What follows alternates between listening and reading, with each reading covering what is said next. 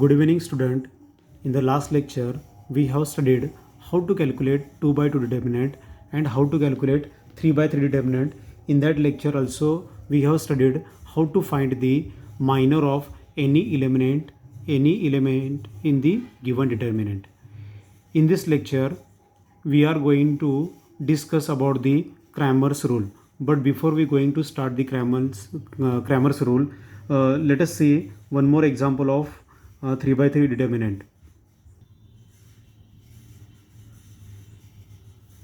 Let us see one example of determinant in which we are going to calculate the unknown x. ह्या एक्झाम्पलमध्ये आपल्याला हा जो unknown x आहे हा x आपल्याला फाइंड आउट करायचा आहे आणि विच इज इक्वल टू काय आपल्याकडे 0 आहे. म्हणजे ह्या डिटर्मिनंटला आपण सॉल्व करणार आहोत आणि त्याला इक्वल टू 0 घेणार आहोत आणि त्याच्यावरून आपण काय करणार आहोत ह्या एक्सची व्हॅल्यू आपण फाइंड आउट करण्याचा प्रयत्न करूयात. So as we have studied in the last lecture 3 by 3 determinant आपल्याला सॉल्व कसं करता येईल. First we put the signs on the top, that is the plus minus and plus sine.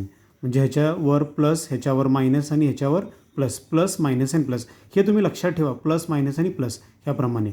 So this 4 has a positive sign. So 4 into take the minor of 4. How to take the minor of 4? First check the position of this 4. This 4 is present at the first row and first column. So eliminate first row and first column. म्हणजे ह्या 4ची position काय कुठे आहे? It is present in the first रोमध्ये आहे आणि तो first कॉलममध्ये आहे. त्यामुळे हे दोन्ही रो आणि कॉलम एलिमिनेट करा. काय काय आपल्याकडे शिल्लक राहील? -2 7 4 x.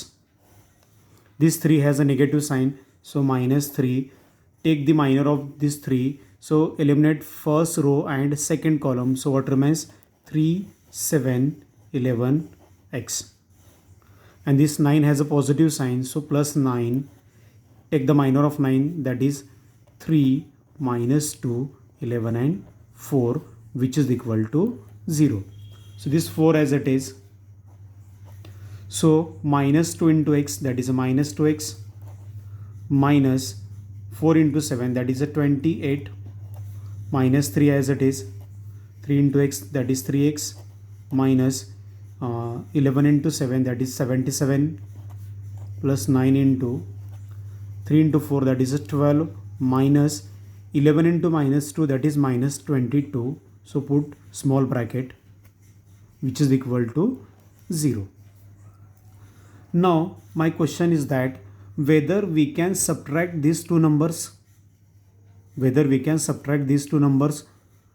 Of course our answer will be no, because this is the variable and this is the number. बघा तुम्ही नीट जर लक्ष दिलात तर दिस इज द व्हेरिएबल. हा व्हेरिएबल एक्स आहे आणि हा नंबर आहे.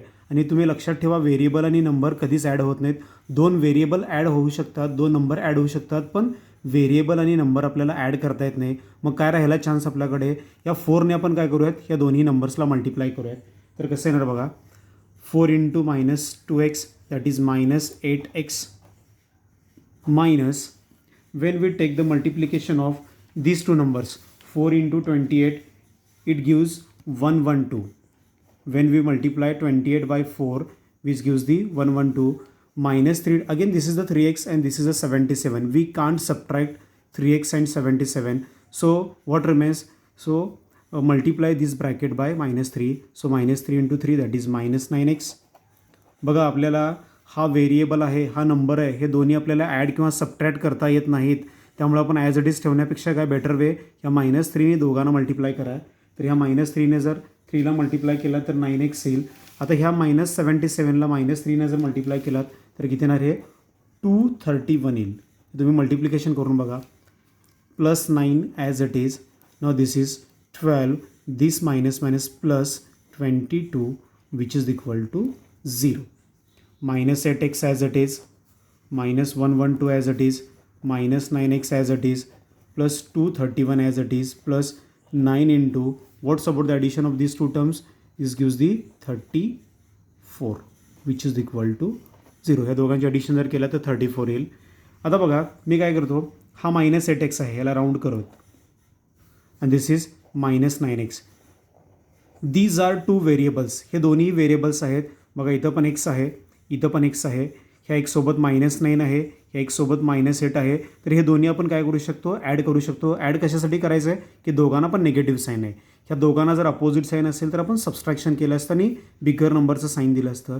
इथं ह्याला पण मायनस आहे, ह्याला पण मायनस आहे. दोन्ही जर ॲड केलात तर -17x येईल. हा -112 plus 231 as it is plus ह्या 9ला जर 9 आणि 34चं जर मल्टिप्लिकेशन घेतलात तर तुम्हाला हे 306 which is equal to 0 -17x as it is. हे तुम्ही -112 231 प्लस 306 हे जर सगळं ॲड जर केलात तर हे 425 it is 425 which is equal to 0. मी डायरेक्ट कॅल्क्युलेशन करून ठेवलेलं आहे त्यामुळे हे मी 425 लिहिलं आहे. इथं तुम्ही करू शकता. हे -112 प्लस 231 प्लस 306 करा, हे 425.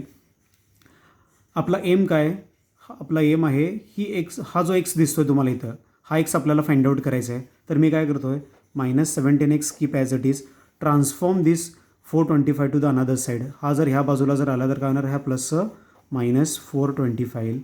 So the value of x is equal to, हा एक्स इथं -17 आणि एक्सच्या मध्ये मल्टिप्लिकेशन आहे तर हा -17 तिकडे गेल्यानंतर काय येणार, तो डिव्हिजनमध्ये जाईल. -17 हा मायनस मायनस प्लस येणार. 17ने जर 425ला जर डिवाइड केलात तर एक्स इज इक्वल टू येणार 25. So the value of x is equal to 25. म्हणजे हा डिटर्मिनंट इज इक्वल टू जो 0 दिला होता त्यामध्ये हा जो अननोन तुम्हाला एक्स दिसत आहे ह्याची व्हॅल्यू किती आहे, 25. म्हणजेच काय, याचा अर्थ काय झाला की ह्या डिटर्मिनंटमध्ये तुम्ही एक्स इज इक्वल टू जर 25 पुट केलात, ह्याला सिम्प्लिफिकेशन जर केलात तर आन्सर किती यायला पाहिजे, 0 यायला पाहिजे. हे आपण प्रूफ करून दाखवलेलं आहे. Let us go for one more example of determinant. We have to find the value of this determinant. A is equal to cos theta sin theta minus sin theta and cos theta. It is very easy. ह्याचा meaning बघा, ह्याचा meaning आहे हा जो ए दिला आहे त्याचा determinant, ह्या डिटर्मिनंटचा सिम्बॉल आहे. हे तुम्ही ऑलरेडी मी डेफिनेशनमध्ये सांगितलं आहे. This is the notation for determinant. म्हणजे आपल्याला हा जो मॅट्रिक्स ए दिलेला आहे ह्याचा डिटर्मिनंट फाइंड आउट करायचा आहे. तर 2/2चं फार इझी आहे. कसं करणार, 2/2 first take the cross multiplication, cos into cos, cos square theta minus sine theta into sine theta, that is minus sine square theta.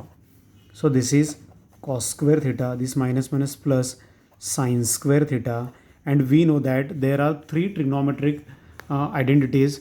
One of that is the cos square theta plus sin square theta is nothing but 1, means the value of cos square theta plus sin square theta is equal to 1.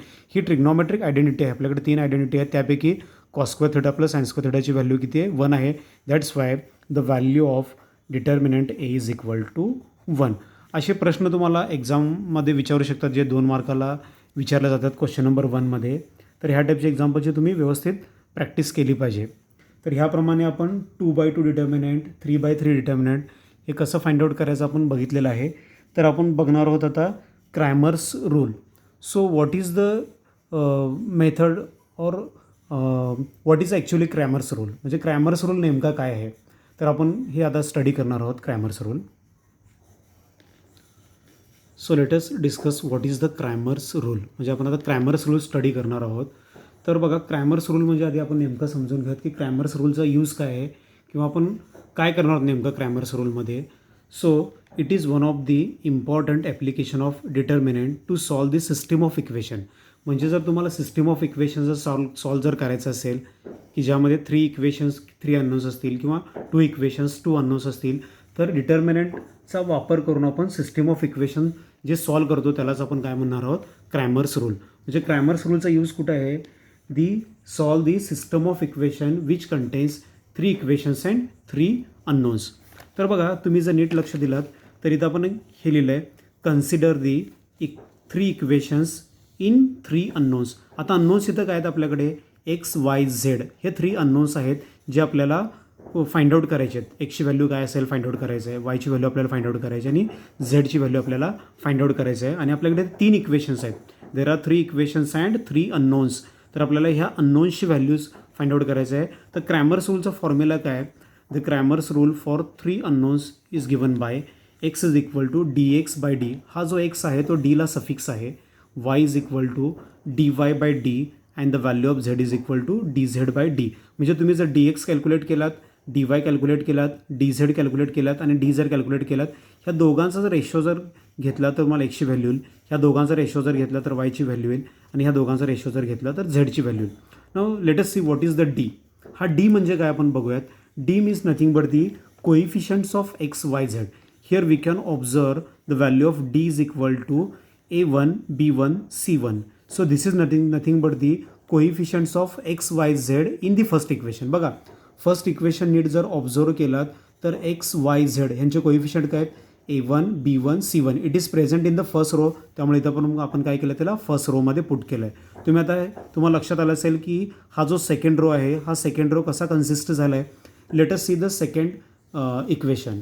The coefficient of x nothing but A2, the coefficient of y is B2 and the coefficient of z in the second equation is C2. So in the second row A2, B2, C2 are present. So the D is equal to A2, B2 and C2. म्हणजे हे जे A2, B2, C2 येणार आहेत हे कुठून येणार आहेत second इक्वेशनमध्ये एक्स वाय झेडचे कोइफिशियंट. हा जो थर्ड रो आहे हा थर्ड रो कुठून आलेला आहे थर्ड इक्वेशन जे एक्स वाय झेड थर्ड इक्वेशनमध्ये जे एक्स वाय झेड आहेत त्यांचे कोइफिशियंट जर चेक केलात A3, B3 आणि C3 ते तुम्ही इथे लिहिले आहेत. म्हणजे D is nothing but the coefficient matrix और coefficient determinant which represents the coefficients of x y z from these three equations. ह्या थ्री इक्वेशन्समधून आपण एक्स वाय झेडचे कोइफिशियंट लिहिणार आहोत. ठीक आहे. रो वाईज फर्स्ट रो घ्या एक्स वाय झेडचे कोइफिशियंट इथे लिहा. सेकंड रो घ्या एक्स वाय झेडचे कोइफिशियंट सेकंड रोला लिहा. थर्ड इक्वेशन घ्या एक्स वाय झेडचे कोइफिशियंट थर्ड रोमध्ये आपण लिहिणार आहोत. व्हॉट्स अबाउट द डी एक्स. बघा हा डी एक्स म्हणजे बघा तुम्ही नीट ऑब्झर्व केलात. These column A1, A2, A3 represents the coefficient of x. म्हणजे A1, A2, A3 हे काय आहेत एक्सचे कोइफिशियंट आहेत. तर मी काय करणार ह्या डीमध्ये A1, A2, A3 ह्याला रिप्लेस करणार आहे ह्या कॉन्स्टंटने D1, D2, D3. So the value of DX is nothing but दी बघा फक्त फर्स्ट कॉलमला रिप्लेस कशाने करणार आहे D1, D2, D3 रिप्लेस करणार आहे. म्हणजे काय येणार DX D1, D2, D3 बाकी सगळं as it is B1, B2, B3, C1, C2, C3. बघा तुम्ही तर नीट जर लक्ष दिलात DXला आपण काय केलं आहे ह्या डीमधला जो फर्स्ट कॉलम आहे त्याला इंटरचेंज केलं आहे कशाने इकडच्या कॉन्स्टंट टर्म्सनी इक्वेशनमधल्या D1, D2, D3. ह्याचा रोल आपण अजून डिफाईन केला नव्हता कुठेच ह्या डीमध्ये. ठीक आहे. DYमध्ये काय करता येईल आपल्याला बघा नीट ऑब्झर्व करा. In these equations, the coefficient of y is B1, here the coefficient of y is B2, here the coefficient of y is B3. Just replace B1, B2, B3 in D by this constant D1, D2, D3. बघा dy काय येणार आपला हा second कॉलमला आपण replace केलं D1, D2, D3 ने बाकी दोन्ही कॉलम्स ॲज इट इज. त्याचप्रमाणे DZ जर तुम्हाला घ्यायचं असेल तर काय करावं लागेल तुम्हाला ह्या डीमधला जो थर्ड कॉलम आहे ह्या थर्ड कॉलमला कशाने रिप्लेस करावं लागेल D1, D2, D3. म्हणजे DZ इज इक्वल टू काय येणार A1, A2, A3, B1, B2, B3, D1, D2, D3. ह्याप्रमाणे आपण D, DX, DY, DZ हे फाइंड आउट केलेलं आहे. हे फाइंड आउट करण्याचा मागचा उद्देश काय what is the purpose. So we are going to calculate the unknowns x. X is equal to what DX by D. Without calculating the values of DX and D we can't find the value of x. In the similar manner without finding the value of dy and d we cannot calculate the value of z, and without calculating dz by d we cannot calculate the value of z. Means this x, y, z are directly depend upon d, dx, dy and dz. So let us see one example of Cramer's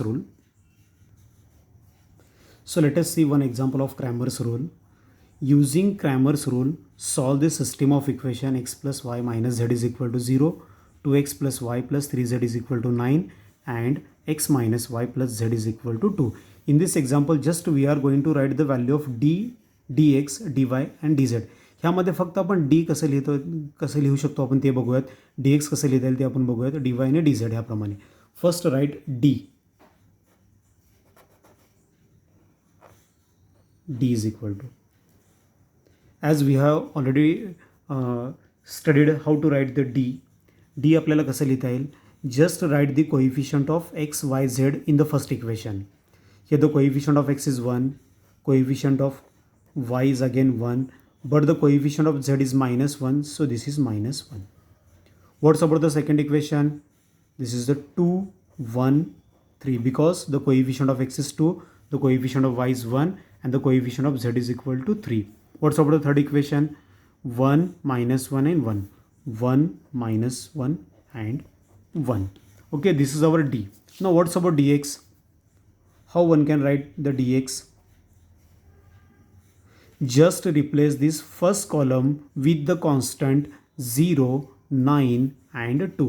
So dx will be 0, 9, 2. Remaining two columns write as it is. -1, 3, 1.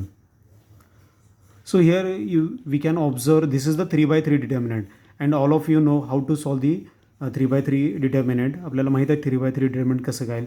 हे काय तर तुम्ही solve केलं तर एक आपल्याला एक value येईल काहीतरी, ते तुम्ही सॉल्व करा, व्हॅल्यू काहीतरी येईल. Similarly we can find the value of dy. How to find the value of dy? Just replace second column in D with the constant 0, 9, 2. So it gives first and third column remains as it is. So 1, 2, 1. We are going to replace this second column. Second column ला आपल्याला replace करायचं आहे. Second कॉलमला आपण काय replace करतोय? Because this second column indicates the coefficient of Y. हे second कॉलममधले सगळे जे इलेमेंट्स आहेत, सगळे जे नंबर्स आहेत, हे वायचे कोइफिशियंट आहेत बघा. 1, 1, -1. त्यामुळे सेकंड कॉलमला आपल्याला रिप्लेस करायचं कशाने? या कॉन्स्टंटनी 0, 9 and 2. So it will be 0, 9 and 2. Third column as it is -1, 3, 1. After solving this 3 by 3 determinant, we are getting one value, any fixed value. आपलं हे जर सिम्प्लिफाय केलं तर तुम्हाला एक फिक्स कोणती तर व्हॅल्यू येईल. ते आपण तुम्ही सिम्प्लिफाय करा काहीतरी एक फिक्स व्हॅल्यू. त्याला मी अजून काय करतो? क्वेश्चन मार्क करतो. Now think about dz. How to find dz? Just replace the third column with the constant. ह्या डी मधला जो थर्ड कॉलम आहे ह्याला रिप्लेस करा कशाने? कॉन्स्टंटनी 0, 9, 2नी. आणि first and second column as it is. So it will be 1, 2, 1, 1, 1, -1. So we are going to replace third column 0, 9 and 2. After simplifying this 3 by 3 determinant, we get some fixed number, that is the value of dz. Again we put question mark. Now we have just calculated the value of d. We have calculated the value of dx. We have calculated the value of dy. We have calculated the value of dz. Now applying Cramer's rule, by definition of Cramer's rule, what is the value of x? X is nothing but dx by d. हे dx ची जी value तुम्ही इथून काढला ते इथं put करा, आणि डीची जी value काढला तिथं पुट करा. दोघांचा रेशो घ्या, तुम्हाला x येईल. सिमिलरली आपण पुढच्या एक्झाम्पलमध्ये पूर्ण एक्झाम्पल व्यवस्थित सॉल्व करणार आहे. तुम्हाला फक्त एक रफ आयडिया सांगतोय मी की नेमकं क्रॅमर्स रूलमध्ये काय होणार आहे. So y is equal to dy by D. D y काढलं तुम्ही इथे, डी पण आपल्याकडे आहे. हे दोघांचा रेशो घ्या, काय तर तुम्हाला एक व्हॅल्यू येईल, that is y. z is equal to dz by D. D z आपल्याकडे आहे, डी पण आहे. ह्या दोघांचा रेशो घ्या, काय तर तुम्हाला एक व्हॅल्यू येईल. ह्याप्रमाणे बघा आपण आपल्याकडे 3 इक्वेशन्स आहेत. हा एक इक्वेशन, हा एक इक्वेशन, हा एक इक्वेशन. ह्या 3 इक्वेशनमध्ये 3 अननोन्स आहेत, x y z. Means system of equation कसे कन्सिस्ट झालेले आहे? This is the 3 equations in 3 unknowns. ठीक आहे. तर आपण क्रॅमर्स रूल कसं फाइंड आउट करतो इथं? This is one of the application of determinant. हा डिटर्मिनंटचं एक ॲप्लिकेशन आहे की जो 3/3चा डिटर्मिनंट किंवा 3/3 घ्या, 2/2 घ्या, कसंही घ्या तुम्ही. ठीक आहे. तर सिस्टम ऑफ इक्वेशन ज्याच्यामध्ये 3 इक्वेशन्स आणि 3 अननोन्स आहेत. आपल्या सिलेबसमध्ये 3 इक्वेशन्स 3 अननोन्स आहेत, आणि किंवा 2 इक्वेशन्स 2 अननोन्सपर्यंतच आपल्याला आहे. 4 इक्वेशन 4 अननोन्स आपल्याला सिलेबसमध्ये नाही आहे. त्यामुळे आपण काय करणार आहे? सिस्टम ऑफ इक्वेशन क्रॅमर्स रूलचा वापर करून सिम्प्लिफिकेशन करणार आहोत किंवा सॉल्व्ह करणार आहोत. ठीक आहे. पुढचं एक एक्झाम्पल आपण बघूयात. The voltages on a circuit are related by the following equations. V1 plus V2 plus V3 is equal to 9. V1 minus V2 plus V3 is equal to 3. V1 plus V2 minus V3 is equal to 1. By using Cramer's rule, find the voltages 1, 2, V1, V2 and V3. Means this is the equation in which the voltages are given in terms of equation. म्हणजे आपल्याकडे इथे 3 voltages दिलेले आहेत की ज्याला आपण unknowns म्हणणार आहोत, आणि याची व्हॅल्यू आपल्याला फाइंड आउट करायचं आहे. म्हणजे आपल्याला V1, V2, V3 ह्या इक्वेशनमधले जे अननोन्स आहेत त्याला आपण व्होल्टेजेस म्हटलं. इथं हे अननोन्स आपल्याला फाइंड आउट करायचे आहेत. इथं 3 इक्वेशन्स आहेत बघा. हे मागच्या एक्झाम्पलमध्ये आपण जसं XYZ बघितलं होतं, इथं फक्त XYZच्या ऐवजी V1, V2, V3 एवढंच फरक आहे, दुसरं काहीच नाही आहे. तर बघा आपला एम काय? आपल्याला V1, V2 आणि V3 फाइंड आउट करायचं आहे. तर आपल्याला बघा डी आपण लिहू शकतो. D is nothing but the coefficients of V1, V2, V3. Here the coefficient of V1 is 1, 1, 1. So 1, 1, 1. What's about the second equation? 1, minus 1, 1, 1, minus 1, 1. Third equation 1, 1, minus 1. This is the value of D. So this is the, as usual, 3/3 determinant. So just put the sign conventions on the top, that is a plus, minus and plus. So 1 has a positive sign, so 1, take the minor of 1, that is minus 1, 1, 1, minus 1. So this 1 has a negative sign, so minus 1, take the minor of this one, so eliminate this row and column. What remains? 1, 1, 1, minus 1. And what's about the final? That is a plus 1, take the minor of this plus 1, so eliminate this row and column. So this is 1, minus 1, 1, 1. When we solve this one, 1 into minus 1 into minus 1, that is a plus 1, minus 1 into 1, 1, minus 1 into minus 1, minus 1, minus 1 into 1, 1, plus 1, 1 into 1, 1, minus 1 into minus 1, that is minus 1. So this is 1 into 1 minus 1, that is a 0, minus 1, minus 1 minus 1, that is minus 2, plus 1, हा 1 plus 1 येईल. हा plus 1 कसा आला? हा minus minus plus 1 येईल. थोडं तुम्ही direct steps करत जावा. हा 0, हा प्लस 2 आणि हा पण येणार प्लस 2. कसं बघा, minus 1 into minus 2, that is a plus 2. हा 1 plus 1 2, 2 into 1, that is a 2. So this is equal to 4. Means the value of d is equal to 4. Now what is our next aim? dv1. Instead of writing x, we are going to write the v1 because the equation contains v1, v2, v3. या इक्वेशनमध्ये v1, v2, v3 आहेत, त्यामुळे ते x लिहू नका. इथं जर v1, v2, v3 असेल किंवा कुठलेही दुसरे व्हेरिएबल्स असतील तर ह्या व्हेरिएबलचा वापर तुम्ही प्रॉपरली करता आला पाहिजे तुम्हाला. सो dv1 काढूयात. dv1 कसं करणार आपण? हा जो फर्स्ट कॉलम आहे ह्या डीमधला, ह्याला रिप्लेस करायचा कशाने? ह्या कॉन्स्टंटनी आपल्याला रिप्लेस करायचं आहे. म्हणजे कसं येणार हे? 9, 3, 1, second column as it is, third column as it is. हे आपल्याला आता सॉल्व करायचं आहे. dv1 सॉल्व करायचं आहे. तर कसं येणार बघा. First put the signs plus minus sign plus. हे कंपल्सरी ठेवा तुम्ही.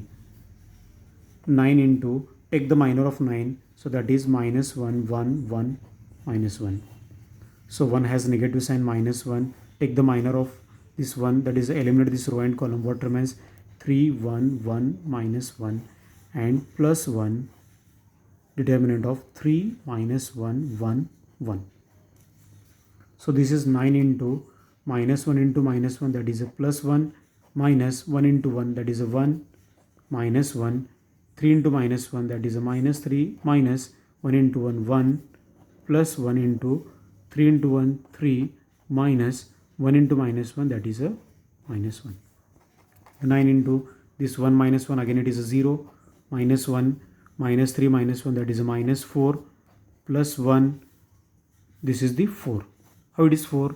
This minus minus plus 1 and 3 plus 1, that is a 4. So this is 0, minus 1 into minus 4, that is a plus 4. या दोघांच्या मध्ये मल्टिप्लिकेशन आहे, त्यामुळे हा मायनस मायनस होणार plus 1 into 4, 4. This is again 1 into 4, that is a 4, which is equal to 8. Means the value of dv1 is equal to 8. Now we are going to calculate the value of dv2.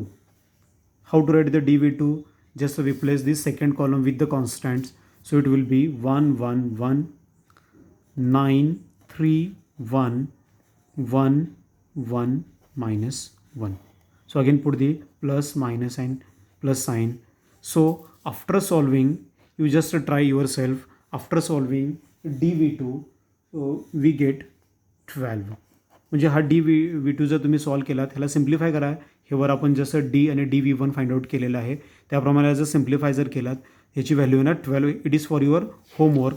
Similarly when we find the value of dv3, we get 16. How to write the dv3?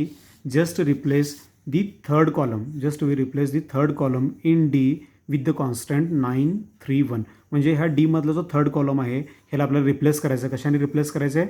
हे जे constant आहेत 9, 3, 1 ह्याच्याने replace करायचं आहे.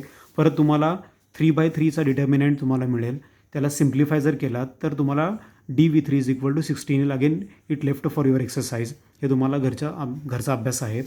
आता बघा आपल्याकडे d आहे, dv1 आहे, dv2 आहे, dv3 आहे. जसं आपण लास्ट एक्झाम्पलमध्ये d फाइंड आउट केलं, dx फाइंड आउट केलं, डी वाय फाइंड आउट केलं आणि डी झेड फाइंड आउट केलेलं आहे. तसं आपण इथं आता फक्त एक्स वाय झेडच्या ऐवजी काय आलेलं आहे आपल्याकडे तर V1 V2 V3, कारण ओरिजिनल इक्वेशन्समध्ये आपल्याकडे V1 V2 V3 आहेत. त्यामुळे बघा by Cramer's rule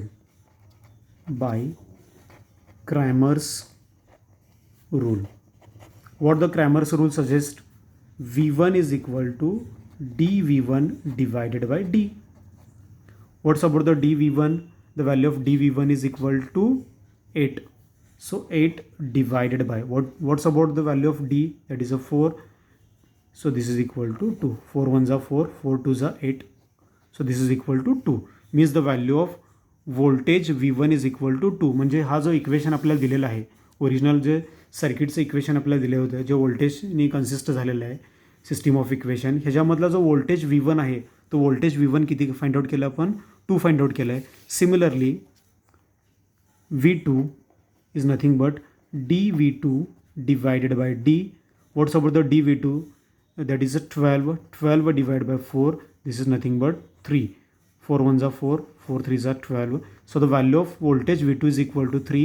And similarly V3 is equal to dV3 divided by D. So that is 16 divided by 4, that is equal to 4. Means the voltage V3 is equal to 4. In this way, with the help of Cramer's rule, we have calculated the different voltages in the system of equation. That is the value of voltage V1 is equal to 2, voltage V2 is equal to 3, and the voltage V3 is equal to 4. हा जो system of equation तुम्हाला जो व्होल्टेजेसमध्ये दिला होता आणि ह्यातले जे unknowns आहेत voltage V1, voltage V2 and voltage V3, हे आपण फाइंड आउट केलं. कशाचा वापर करून फाइंड आउट केलं आपण इथं? क्रॅमर्स रूलचा वापर करून आपण फाइंड आउट केलेला आहे. ह्याप्रमाणे तुम्ही क्रॅमर्स रूलचा वापर करून एक्झाम्पल्स सॉल्व करू शकताय. आय होप तुम्हाला हा जो क्रॅमर्स रूल आहे तो व्यवस्थित समजला असेल. ह्याप्रमाणे आपण ह्या 2 लेक्चर्समध्ये 2x2चा डिटर्मिनंट आणि 3x3चा डिटर्मिनंट सॉल्व करण्याच्या पद्धती बघितल्यात. त्याचबरोबर आपण क्रॅमर्स रूलसुद्धा आपण डिस्कस केला आहोत. नेक्स्ट लेक्चरमध्ये आपण how to find the area of triangles with the help of determinant, म्हणजे आपल्याला area of triangle find out करायचं, पण इथं आपण डिटर्मिनंट मेथडचा आपण यूज करणार आहोत. ते आपण नेक्स्ट लेक्चरमध्ये बघूयात. आय होप तुम्हाला सगळं हे क्लिअर झालं असेल. Thank you very much.